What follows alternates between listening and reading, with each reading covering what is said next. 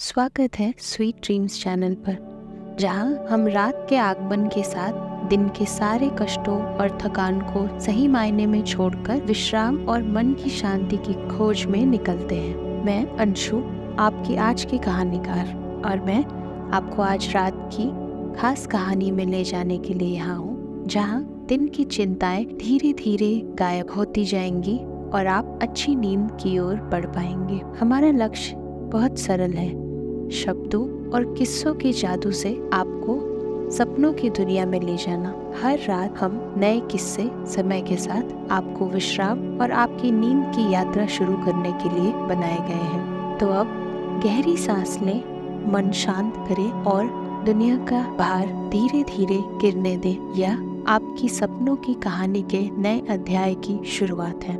आज रात हमारे पास आपके लिए वास्तव में विशेष कहानी है, तो अपनी आंख बंद करें और यात्रा शुरू होने दें।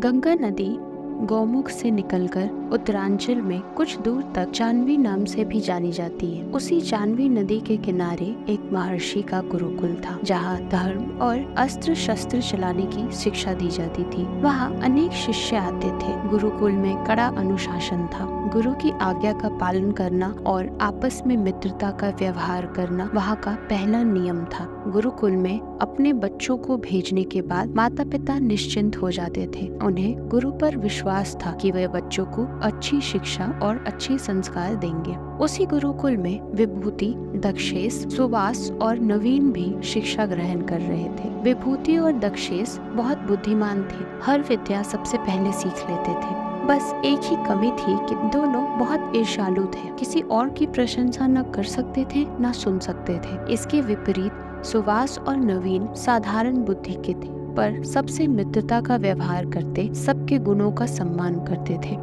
सुवास और नवीन ने अपने साथियों को समझाने का बहुत प्रयास किया, पर सब व्यर्थ। महर्षि को भी बहुत चिंता थी कि उन्हें कैसे सुधारा जाए। वे दोनों बालकों में अहंकार और ईर्ष्या की भावना को खत्म करना चाहते थे, पर उचित अवसर नहीं मिल रहा था। जानवी नदी के दूसरे किनारे पर एक बस्ती थी। वहाँ एक जमींदार थे जिनकी शिक्षा दीक्षा इसी गुरुकुल में हुई थी। उन्हीं दिनों वे गंगोत्री, यमुनोत्री, केदारनाथ और बद्रीनाथ, जिन्हें उत्तरांचल के 4 धाम कहा जाता है, उसकी यात्रा करके लौटे थे। उन्होंने एक भोज का आयोजन किया। जमींदार ने सबसे पहले गुरुकुल में संदेश भेजा, महर्षिवर संदेशवाहक के साथ कृपया अपने 2 योग्य शिष्य भेज दें। उन्हें भोजन कराने के बाद ही भोज आरंभ होगा। साथ ही मैं उनकी योग्यता के लिए उन्हें सम्मानित भी करूंगा। गुरु ने कुछ सोचकर विभूति और दक्षेश को बुलाया और कहा, नदी के उस पार रहने वाले जमींदार ने आश्रम के 2 योग्य शिष्यों को दावत के लिए बुलाया है। दावत के पश्चात वे उनकी योग्यता के लिए उन्हें सम्मानित करना चाहते हैं। गुरुकुल में तुम्हारी बुद्धि को देखते हुए मैंने तुम दोनों को चुना है। आज ही वहाँ जाना है। क्या तुम जाओगे? अवश्य,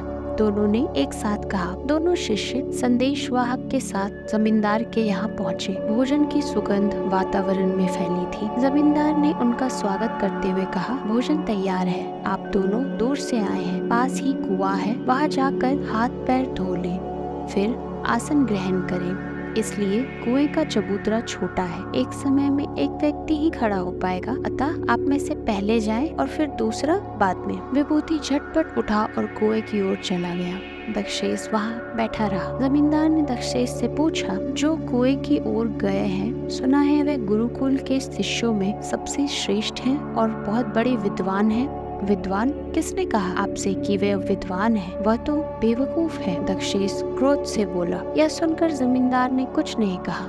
थोड़ी देर बाद दोनों शिष्यों को भोजन के लिए बुलवाया गया। जब वे खाने के लिए बैठे तो उनके सामने जानवरों का भोजन, भूसा, हरी घास और चने का दाना परोसा गया। उसे देखते ही दोनों क्रोध से उबल पड़े। आपने हमें क्या जानवर समझ रखा है जो खाने के लिए घास फूस दिया है? चिल्लाते हुए दोनों शिष्य क्रोध से पैर पटकते हुए तेजी से वहाँ से बाहर निकल पड़े। वे लगभग दौड़ते हुए गुरुकुल पहुँचे और सारी घटना महर्षि को बताई। अभी बात पूरी भी नहीं हुई थी कि पीछे से जमींदार का संदेशवाहक हाफता हुआ पहुँचा। उसने महर्षि से क्षमा मांगते हुए कहा, गुरुवर क्षमा करें, कहीं कुछ समझने में भूल हो गई। जमींदार स्वयं आते, पर हवेली मेहमानों से भरी है इसलिए नहीं आ पाए। आप शिष्यों को पुनः भेज दें। मैं उन्हें लेने आया हूँ। बिना शिष्यों के भोजन कराए अन्य मेहमानों को भोजन नहीं परोसा जाएगा। महर्षि ने इस बार दूसरे 2 शिष्य सुवास और नवीन को संदेशवाहक के साथ भेजा।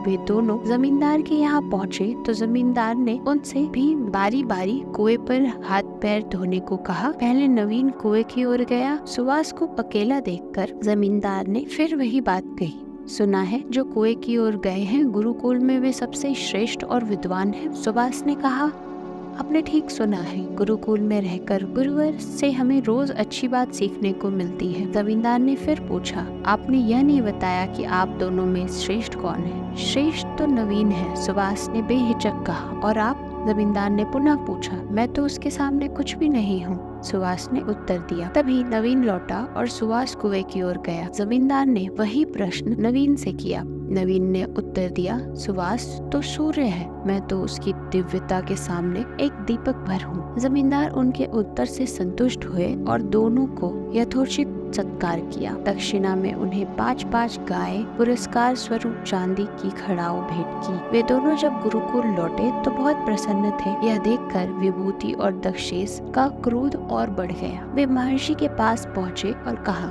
हम दोनों इन शिष्यों से अधिक बुद्धिमान हैं, फिर भी हम अपमानित हुए। आप सब जानकर भी चुप हैं और नवीन एवं सुवास की प्रशंसा कर रहे हैं। गुरु महर्षि ने उत्तर दिया, यह तो जमींदार ही बता सकते हैं, तो आप चलकर उनसे पूछते क्यों नहीं? दक्षेश ने हट किया। महर्षि अनमने से चारों शिष्यों को साथ लेकर चल पड़े। जमींदार ने दौड़कर गुरु की अगवानी की और चारों शिष्यों को आसन दिया। महर्षि ने आने का कारण बताते हुए कहा, वत्स, अपने शिष्यों के साथ भेदभाव क्यों किया? दक्षेश और विभूति का कहना है कि उनका अपमान हुआ है। आपको उसका उचित कारण बताना ही होगा, अन्यथा। जमींदार ने गंभीर स्वर में कहा, महर्षि, मैंने आपसे 2 सुयोग्य विद्वान भेजने का आग्रह किया था, पर आपने मेरे यहाँ बैल और खच्चर भेज दिए। जब मैंने आपके पहले भेजे हुए शिष्य से प्रश्न किया तो इन्होंने एक दूसरे का यही परिचय दिया, अतः मैंने दोनों के लिए जानवरों वाले प्रिय भोजन परोसे। मुझसे कोई भूल हो गई है तो मैं क्षमा चाहता हूँ। जमींदार की बात खत्म होने से पहले विभूति और दक्षेश का सिर शर्म से झुक गया। उन्हें अपनी भूल महसूस हुई। उन्होंने जमींदार से माफी मांगी। तब गुरु महर्षि ने कहा, अहंकार और ईर्ष्या के कारण तुम दोनों में प्रेम नहीं है, पारस्परिक सद्भाव नहीं है। इसी कारण तुम दोनों योग्य होकर भी अयोग्य सिद्ध हुए और सभा में अपमानित हुए। वहीं सुवास और नवीन तुम दोनों की अपेक्षा कम योग्य हैं, पर वे विनम्र, शिष्ट और एक दूसरे के प्रति मित्रता का भाव रखते हैं। इसी कारण आज यहाँ सम्मानित हुए। सबकी भावना का कद्र करना, सबसे प्रेम करना और सबका सम्मान करना ही मनुष्य को योग्य बनाता है।